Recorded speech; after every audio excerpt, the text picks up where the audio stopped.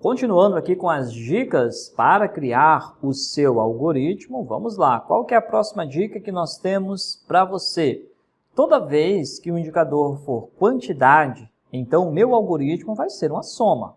Por exemplo, um indicador de quantidade de atendimentos, o algoritmo vai ser soma das quantidades de atendimentos.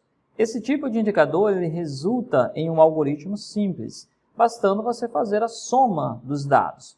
Outros exemplos de indicadores, número de acidentes, total de despesas no período, peças reprovadas. Quando você tiver indicadores nesse sentido, o algoritmo vai ser uma soma, perfeito?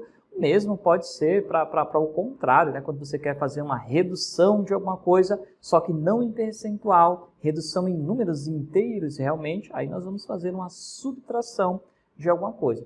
Mas a ideia é essa, o algoritmo vai depender então do seu indicador. Então esse é o tipo de algoritmo mais simples que nós temos, que nós vamos somar. Vai existir, por exemplo, outros tipos de indicadores que vão pedir média de alguma coisa, né? Média de treinamento, de horas treinadas, por exemplo. Aí a gente vai trabalhar simplesmente, assim como eu estou trabalhando com soma nesse exemplo, eu posso trabalhar então com a questão de média ou desvio padrão, questão de variação que você vai ter dentro de um processo.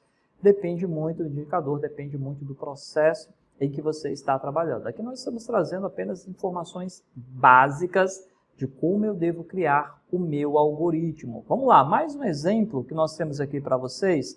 Toda vez que o indicador for uma comparação percentual entre períodos, então o algoritmo será uma divisão com um menos 1. Vocês vão entender esse cara aqui.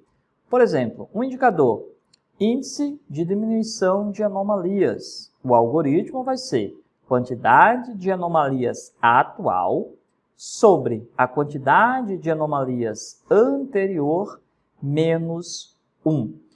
Todas as vezes, preste atenção, isso aí é joguinho matemático, né? E aí você vai voltar lá para a sexta série para você entender esses caras. Eu não vou explicar esse cara aqui matematicamente, mas é bem simples você entender o porquê das coisas.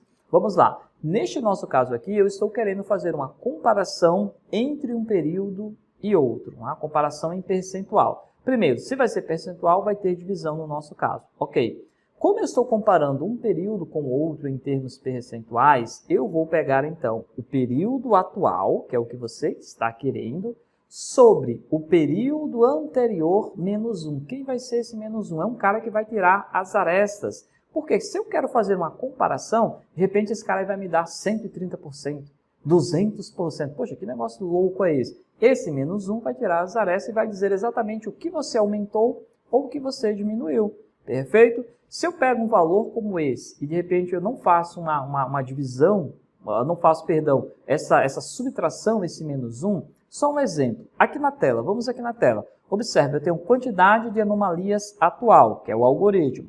Vamos imaginar que você tem 80. Nesse mês nós tivemos 80 anomalias. No mês anterior, vamos imaginar que nós tivemos 100 anomalias.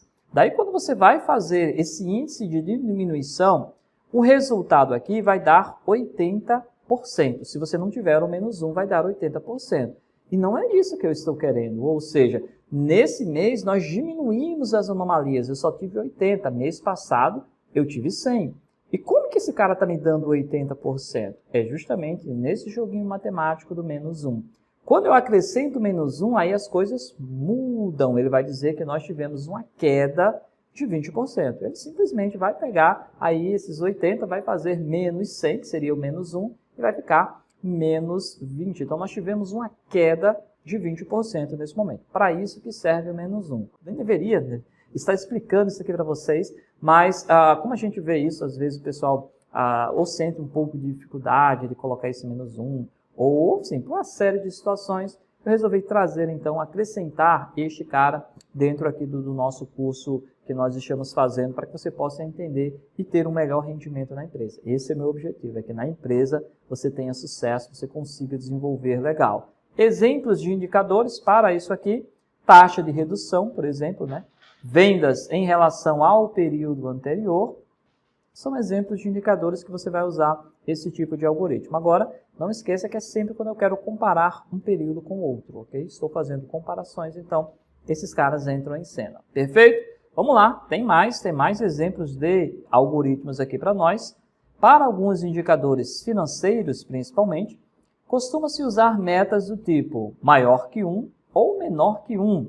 Esse 1 ele tem um significado aí de 100%, só que ele não está em percentual, está como número inteiro. Um indicador que eu tenho lucro em relação ao mês anterior, qual vai ser meu algoritmo? Lucro atual dividido pelo lucro anterior. Max, mas você disse há pouco que eu tenho que colocar o menos 1. Vamos lá, depende do indicador que nós estamos fazendo.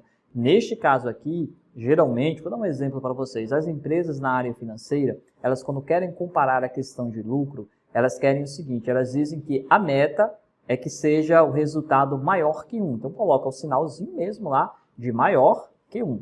Que isso quer dizer? Que eu quero ter um lucro maior nesse mês do que o anterior, nem que seja de R$1, não importa. O que eu quero é ter um lucro maior. Daí, quando eu pego o meu lucro do mês atual, divido pelo mês do lucro anterior, se o atual for um número maior do que o anterior, lógico que na hora da divisão eu vou ter 1, alguma coisa, 1,01, 1,1, 1,2, não importa. O que importa é que o atual foi maior que o anterior. Então, geralmente, em indicadores financeiros, o pessoal prefere trabalhar com essa questão. Max, não seria mais fácil trabalhar em termos de reais? Lucro anterior foi R$10.000, agora foi R$11.000. Pois é, mas em termos financeiros, a gente não trabalha exatamente com o número do real em si. Até porque tem empresa que não tem não fica preso a real, aí tem dólar, tem euro, enfim. O ideal, nesse caso, é nós trabalharmos com essa numeração inteira, beleza? 1,1 está dizendo que eu tive lucro, né? Meu lucro aumentou. Se o número der abaixo de 1, quer dizer que eu não lucrei tanto quanto no mês anterior. Perfeito? Então, esse mês, por exemplo, nós lucramos 10, mês anterior nós lucramos 11. Quando você divide 10 por 11, vai dar um valor menor que 1. Você sabe, 0, alguma coisa, 90 alguma coisa. Isso quer dizer que eu reduzi esse meu cara. Perfeito? Essas são as dicas que a gente traz aí para vocês de indicador. Então, redução no consumo de energia é um outro exemplo que a gente pode ter. Receita em relação ao período anterior também são exemplos que você pode estar utilizando aí. E aí, logo na meta, já tem que vir assim, tá? Maior que 1, menor que 1. Já deve surgir assim, para que quando a gente avance, nós possamos ter essa ideia legal. Espero mesmo que tenha ficado claro essa questão de algoritmo com vocês. Isso é fundamental dentro de um sistema de medição de desempenho, dentro aqui dos nossos indicadores de desempenho, ok? Vamos aqui agora, vou deixar aqui umas tarefas para vocês.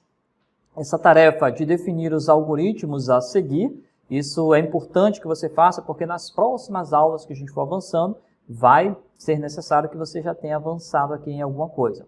Vamos lá, o que eu tenho aqui com vocês? Eu tenho que o primeiro é um índice de absenteísmo de funcionários.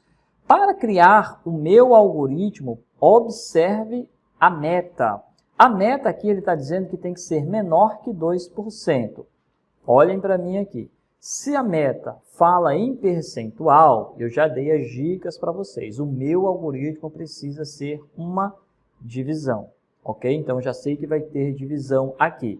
Na sequência, o 2, nós temos quantidade de máquinas quebradas. E a meta que a empresa definiu é que tem que ser, no máximo, 2 máquinas quebradas. O que isso quer dizer para mim no algoritmo? Que eu não vou fazer divisão, eu vou ter apenas uma soma das máquinas quebradas. E assim sucessivamente. Nós temos aí 8 modelos de indicadores para que você possa criar os algoritmos. Você cria seus algoritmos. Se você de repente quiser enviar para mim, fica à vontade, eu posso dar uma olhada nesses caras.